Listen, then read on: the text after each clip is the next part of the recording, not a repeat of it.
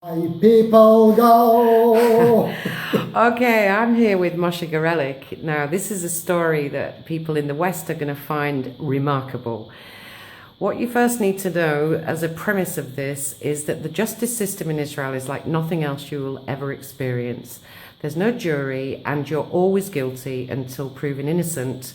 And with a conviction rate of 99.8% in Israel, you will very rarely find somebody who's been proven so. Moshe went to jail for 2.5 years for the alleged rape of a person he hadn't met at the time, in a car he didn't own, in a spot that wasn't actually existing. So now Moshe's been out for 4 years, and we're going to just talk to him about how it's affected his life and how he can explain how the judiciary system fabricated the evidence to make sure he stayed in prison. So Moshe, you're free. Yeah. Yay. 4 years I'm free. How good. Yeah. I will say a few words about myself. Please probably. do. Yes. I'm a mathematician and I'm Master of Science for Applied Mathematics and Computer Science. I'm also a painter and a musician. I served as Secretary General of Israeli Kung Fu Federation for about 11 years. I was international European judge. And now I'm busy in the research of the human motion. I'm very deep inside. So Moshe, painter, musician, kung fu expert, mathematics professor, you hardly look like a dangerous man. But then we can't judge that because no one should say so. Married, children, grandfather, are you all of those things? Yes, I'm very happy in my marriage. I have a wife and 2 children. One is an officer in the Israeli army, and the older one finished about a little bit more than 1 year ago. Yes. And they've all stood by you. There was never a question in their minds that you had. Of course not.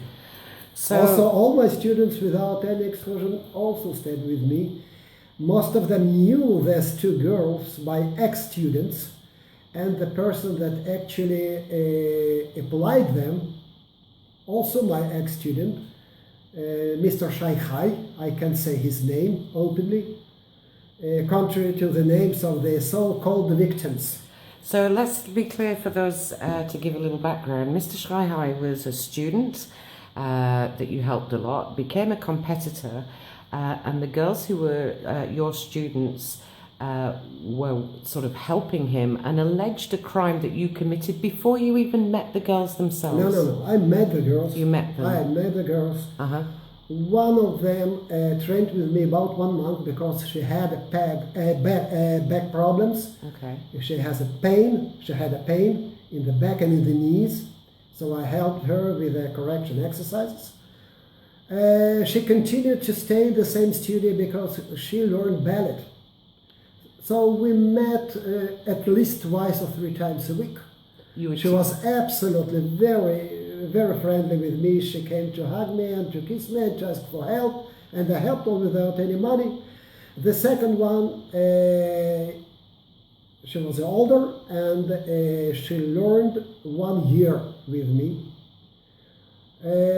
She learned Kung Fu and the art I developed, doesn't matter it now, and I knew both of them. How old was these? Mr. Shai knew both of them. And one of them, this one that learned only 1 month, younger one, was in love with him. So a real twisted story. So how old were these young women?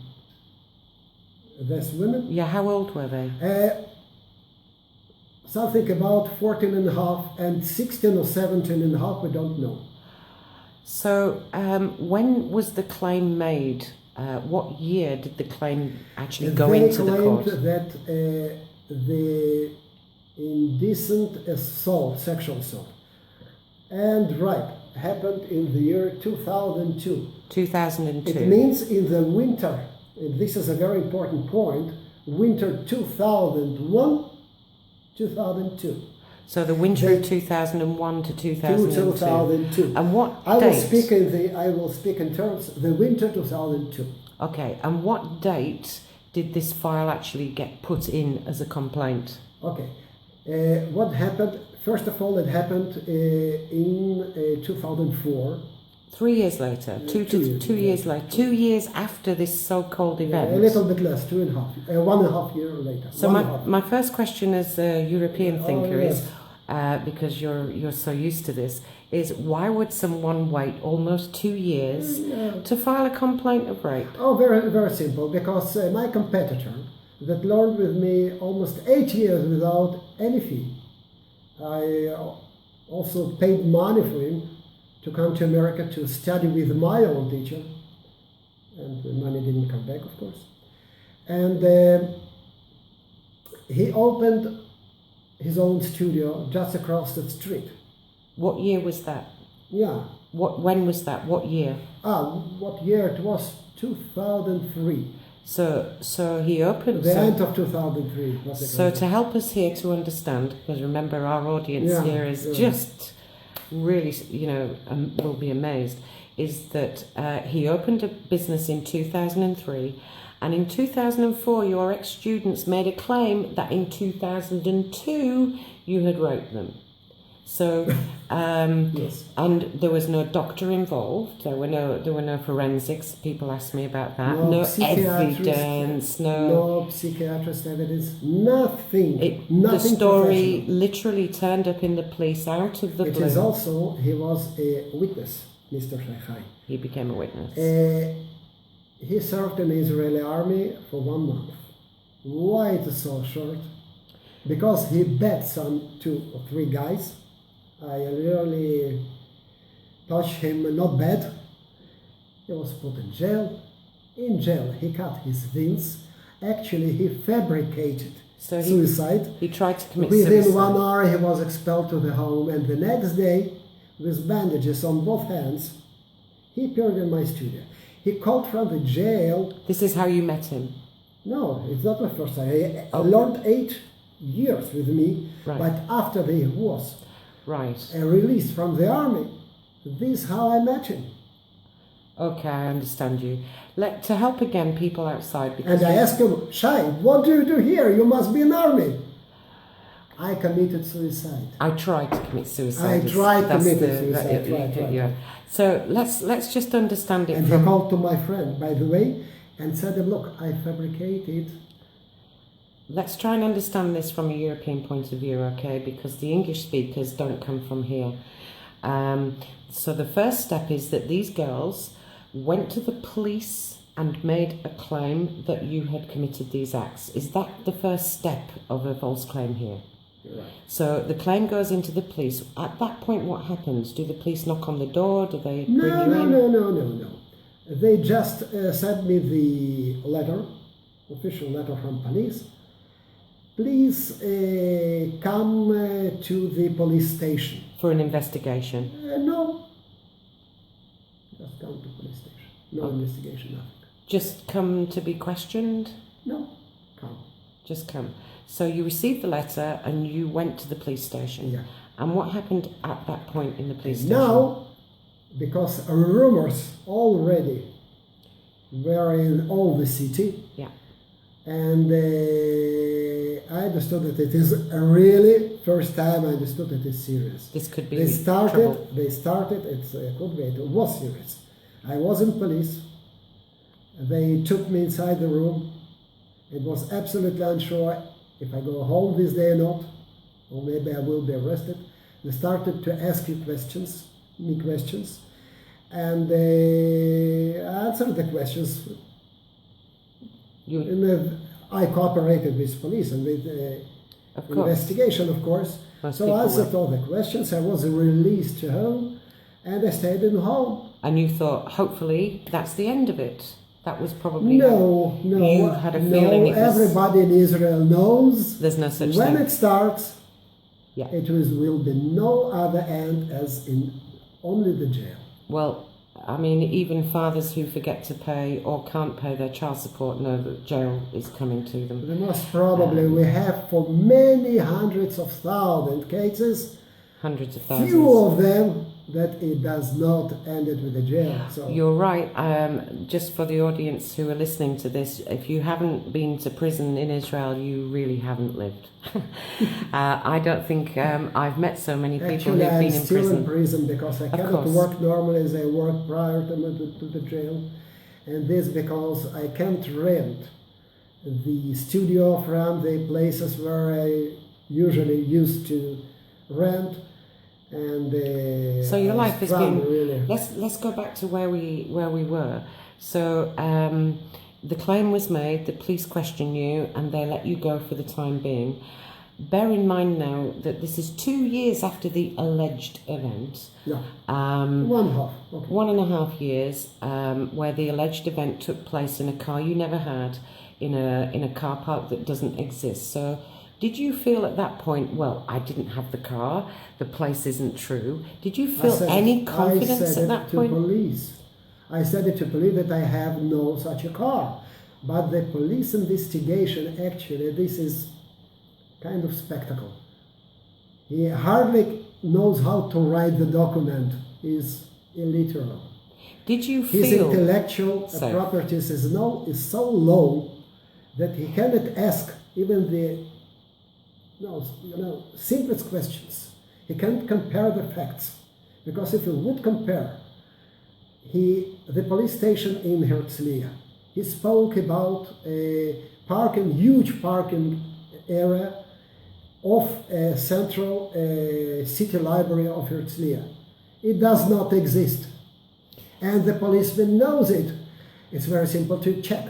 So the question here is, I'm asking you, because if I were in your shoes, and a lot of people are going to be in your shoes watching this, did you have any sense in yourself that as long as you could prove that this didn't happen, that you would be okay? Was there did you have hope that the truth would be enough? Sure. Of course. I had. So you thought... Actually, I believed that I will be found innocent and everything will be for good.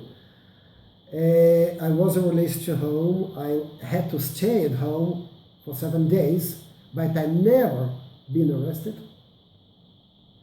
During the legal process, twice I went abroad, twice. Really? Yeah, I could you stay went there. abroad twice. I went to Holland. I went to Holland for 3 weeks, and for 3 weeks I went to Italy and Swiss and Germany.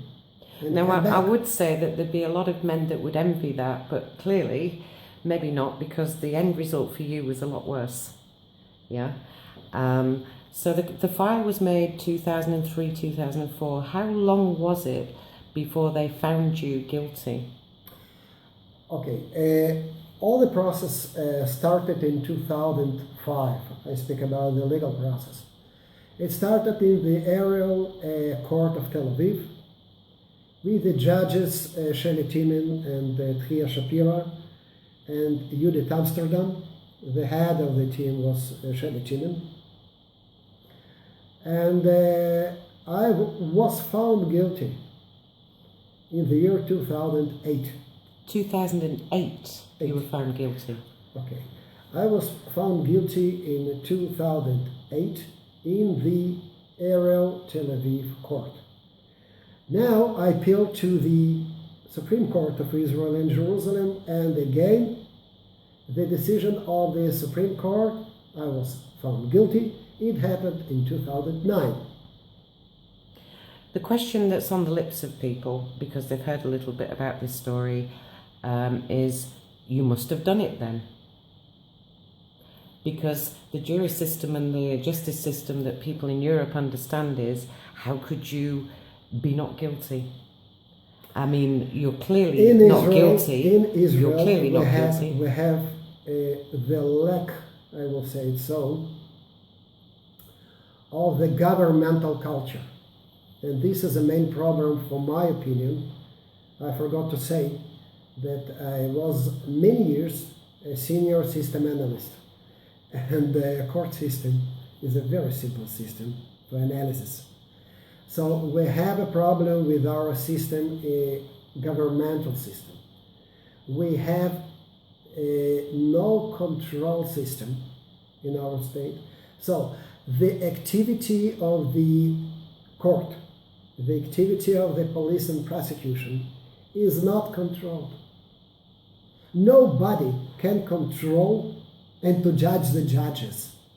It's not like in the United States that you have a control committee, congressional control committee, that also over the Supreme Court. Override and we have the judges. No things like that. But Israeli government tries to cheat people, and we have kind of an institution that named that this is a control, but actually this is control. You can complain only on the behavior of the judges. For those people who might be thinking, what's all this about? You have paperwork and your lawyer and a file as big as your arm I can show you of evidence that it weighs about 10 kilos. 10 kilos of evidence, which actually contradicts the whole claim.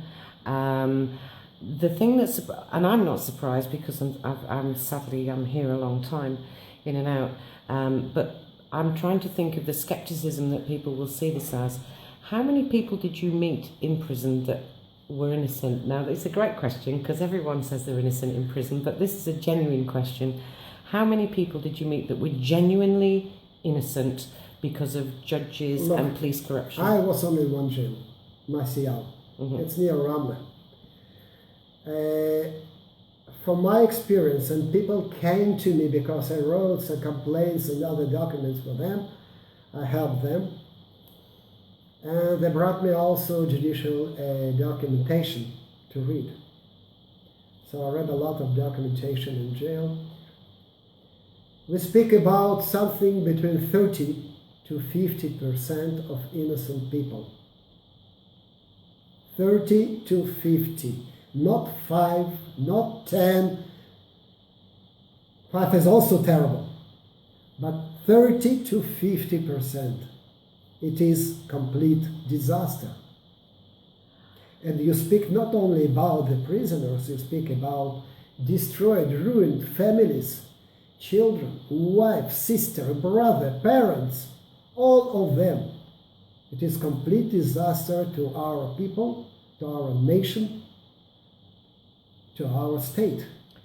One of the things I hear, Moshe, which upsets me, and the day I'm not upset will be the day I stop, is that hearsay can kidnap children on hearsay. Men can be imprisoned on hearsay for a false claim by their exes. In fact, hearsay can indict you for a crime you never committed. How can it be that hearsay is the law? I still can't, I mean, I heard about it, but that's hearsay. Look, I met a lot of people from this area too, and other close areas of crimes, let's say so, and nobody believes in the law in Israel, and people believe that in our judicial system, especially in the courts. Now it doesn't help, and it goes very fast down now. I heard, sir, that you have a police guy called Malki, and Malka, who's just been indicted. It's not only him. And Ruth David, who is also... Ruth David is the head of the Tel Aviv prosecution. And she was involved in my case. And she's just been indicted or she's about to be indicted. She was paid. She was paid, and Malka was paid, and other high police officers were paid, and judges also take money, or if they don't take money, they will receive salaries. After that, they may go to be retired. Like Shelley Timan, for example, she behaved well, because after he retired, now he teaches in other places. Now, I'm also hearing today that there is a video of a judge in Hebrew who's actually confessing that the corruption of all the judges is exactly as you say. Shelitimim. It is a Shelitimim, and I produced movie about this. Right. And Shelitimim, can I say it impolitely? You can say son of the bitch. Son of a bitch, I think. Son We're of just the bitch. getting that over the Son of the video. bitch, because he said that all of them not clean, and he is the first. He is a criminal. His place must be in jail. So he's admitted the crimes that are committed by the judges, and He everywhere I said go. that the judges commit crimes, fabricated documents and evidences every day. He said it by his own words in front of me. So I filmed it. I complained, and look, feel what happened with complaints. Nothing. What people also don't understand or haven't learned yet about Israel is the independent ombudsman situation, where you can complain about a judge, a cop, a lawyer, a social worker. There isn't anywhere to go here, is there, to complain? No. Nowhere. Actually, what we have now, and these words are very hard words, especially in my lips, because I'm patriot of Israel. I'm a proud Jew, and I know you love Israel. I dreamt, many years before I came to Israel, some 40 years ago from the USSR, and only after real war. It was a very hard struggle. My parents fought for 8 years to come here. The Prime Minister of Israel came to meet them to the airport.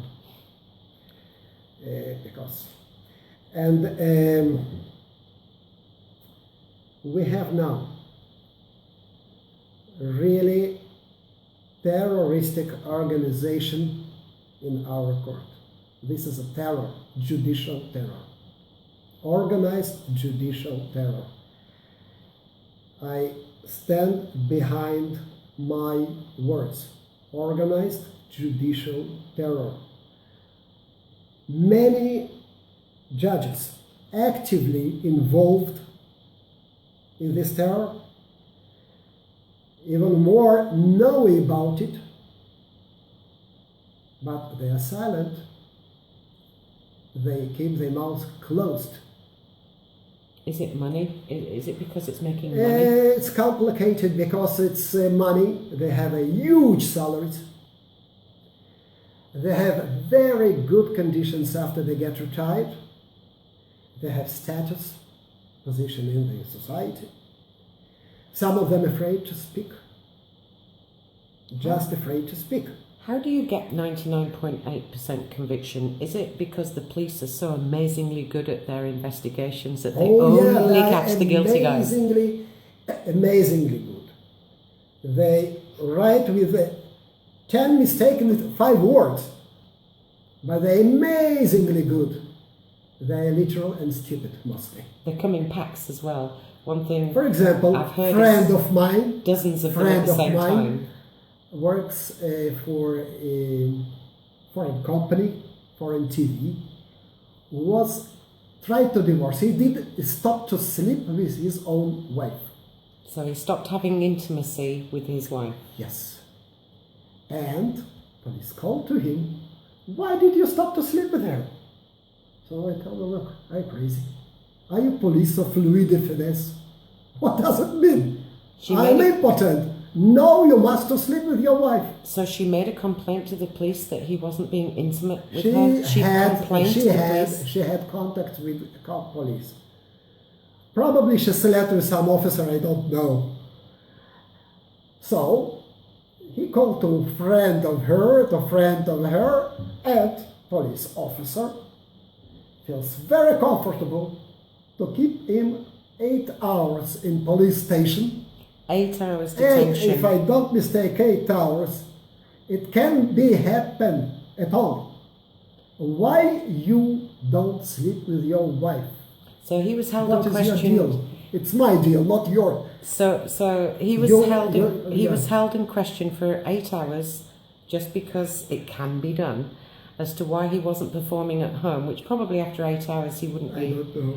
And this is the thing again that people will find amazing, because I've been in and out. Can it happen in England or No. in the United No, States? and the stories that people tell over the dinner table here are actually quite remarkable.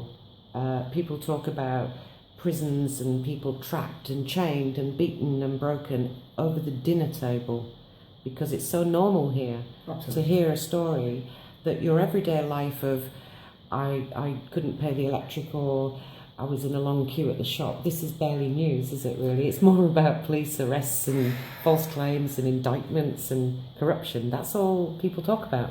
Look, Not we always, live in a very surrealistic situation in Israel. It's a This is movie. a really surrealistic state.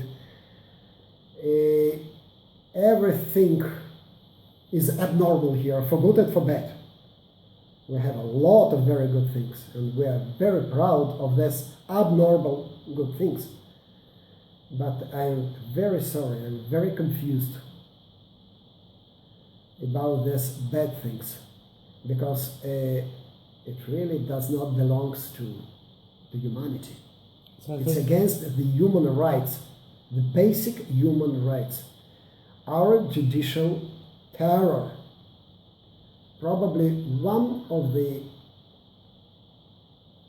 worst things that can happen in a so-called democratic country.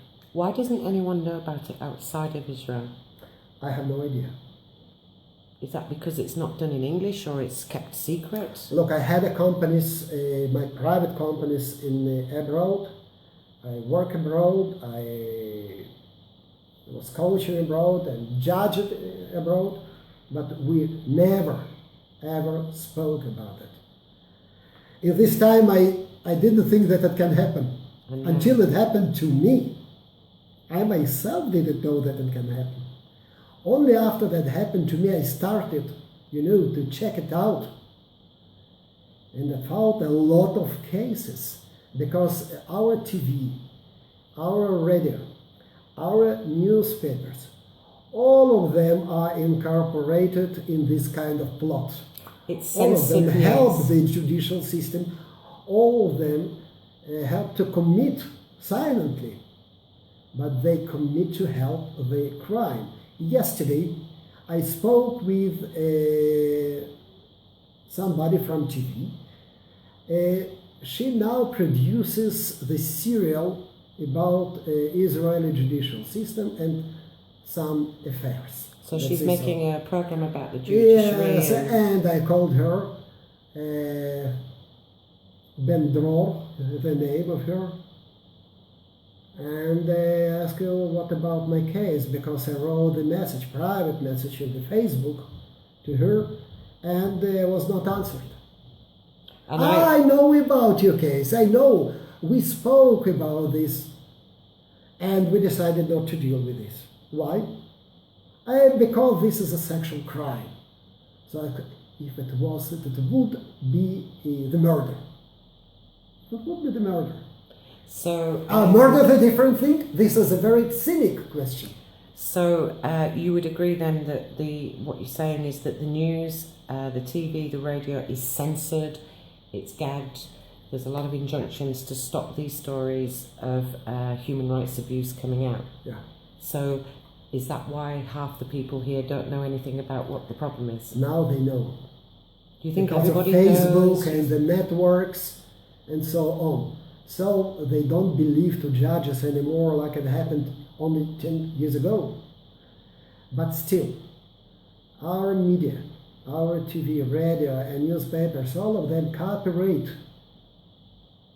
with our terrorist organizations.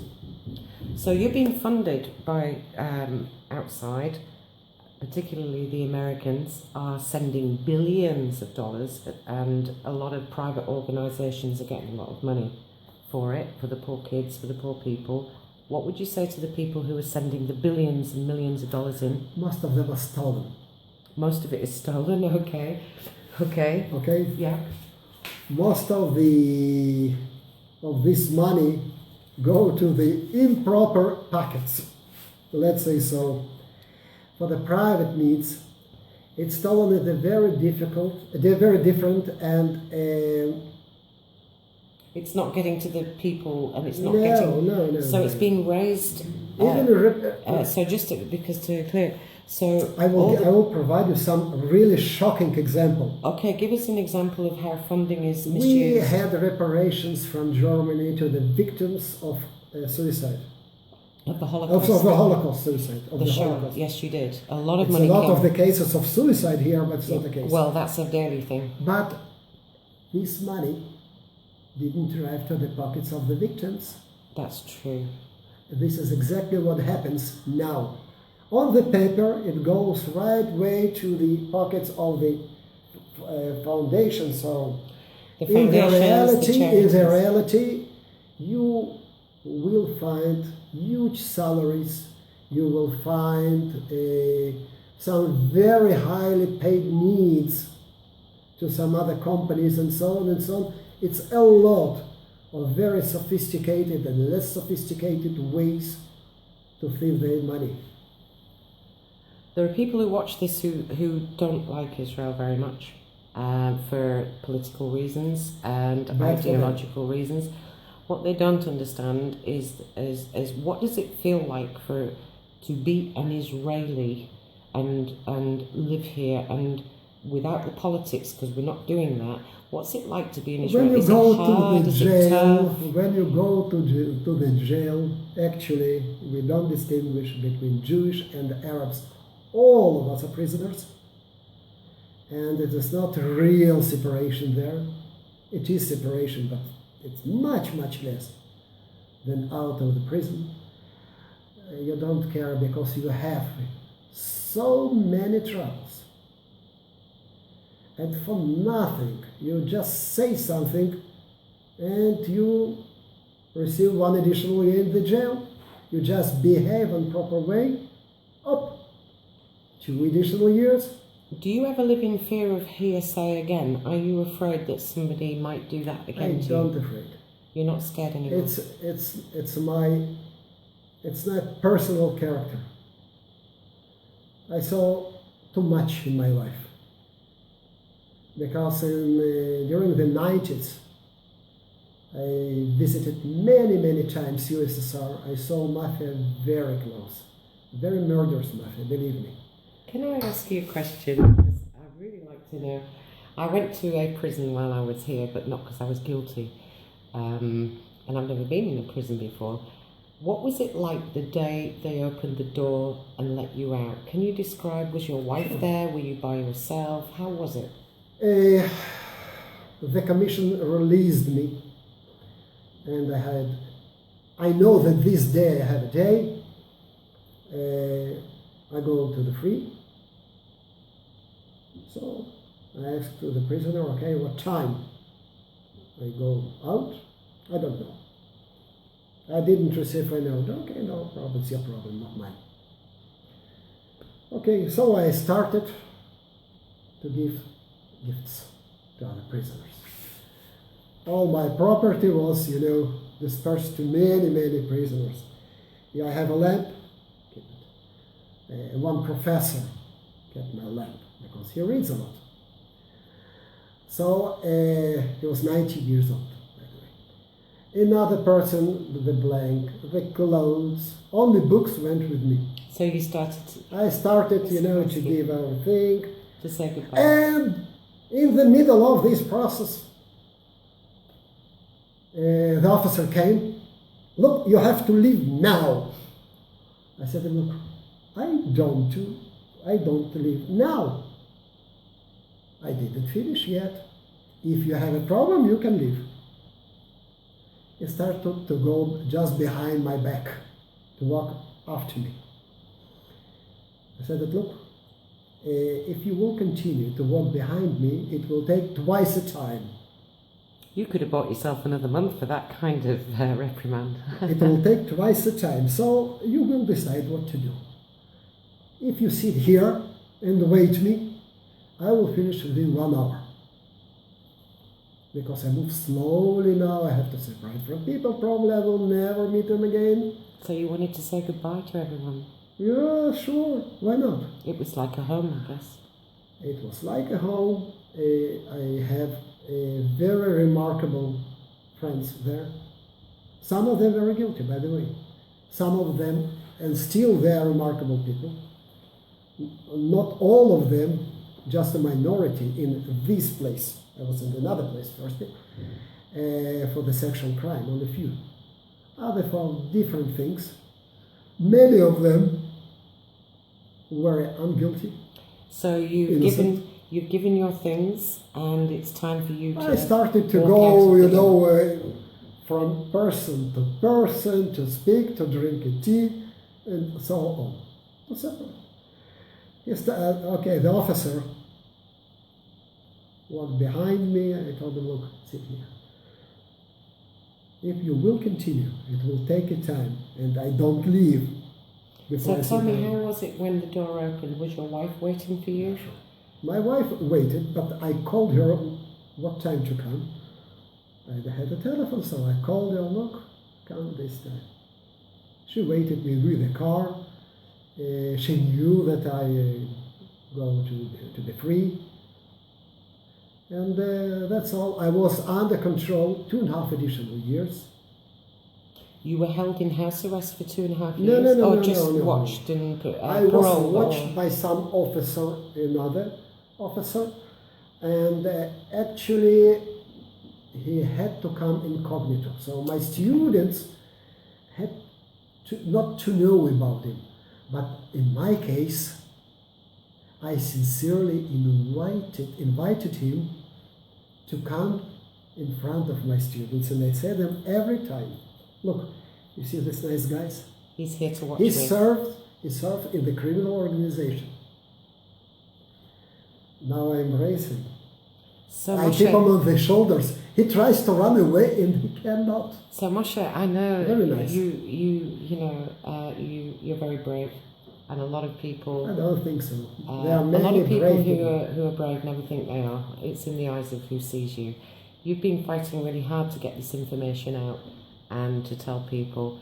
What's the one thing you want to say to people outside who support this country or not? What help would you ask for? What message do you want to give to the Jews, non-Jews, all of these people who don't understand what's happening? Very clear and very clear-cut message. Please support people of Israel. If you, friends of the people, if you are friends of humanity, if you're Jewish or not Jewish, support us. But don't support the criminal organization that rules us. The people are not the government. We are not criminals like our government that knows everything, but support our judges and our judicial terroristic organization. And so on, they support the prosecution. Today we have an institution, for example, we can complain. It's bullshit. So you need some please help. Support us, but help us. Help you. Help us to fight this terror. Right.